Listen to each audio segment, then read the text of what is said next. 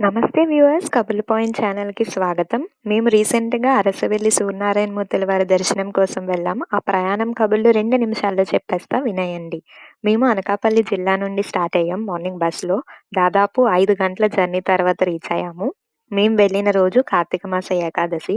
కాబట్టి గుడి అస్సలు ఖాళీ లేదు. అంతా భక్తులతో నిండిపోయింది. ఇంకా మేము రూ. 100 దర్శనంకి వెళ్ళిపోయాము. ఒక 20-30 మినిట్స్‌లో మాకు దర్శనం అయితే అయిపోయింది. ఆ తర్వాత వెంటనే పక్కన సాయిబాబా సన్నిధిలో భోంచేసాము. ఇంకా అక్కడి నుంచి మేము శ్రీకూర్మంకి స్టార్ట్ అయిపోయాం. శ్రీకూర్మంకి ఆటోలో అరసవెల్లి నుండి శ్రీకూర్మంకి రూ. 30 ఛార్జ్ చేశారు.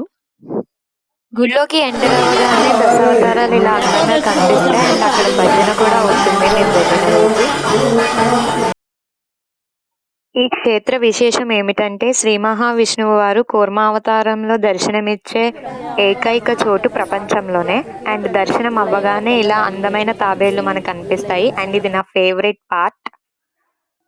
ఆ తర్వాత ఈ పేలాలు కొనుక్కొని తిన్నాను. అండ్ అక్కడే ఒక శివాలయం ఉంటుంది. తప్పకుండా దర్శించుకోండి. ఎందుకంటే హరిహరులను ఒకసారే దర్శించుకోవడం చాలా మంచిదంటారు.